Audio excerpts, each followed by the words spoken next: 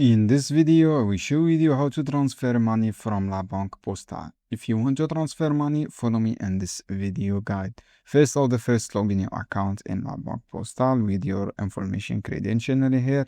If you want to transfer through your app, download this app in Google Play or App Store. And then you will see this dashboard looks like. Just click on transfer option in this section. After that, choose your account choose your type of account you want to transfer and select the account here you want to transfer. For example, select your Wise. If you want to transfer your Wise account, you can log in with your Wise. And then guys, choose your account time or transfer account checking or saving, and then write your routing number here.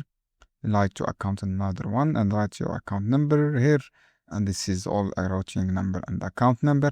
After that, choose your amount you want to transfer.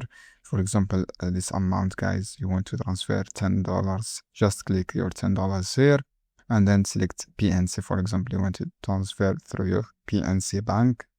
This is the bank, PNC bank, guys. Write your all details, this bank, select the bank here, and then guys click review.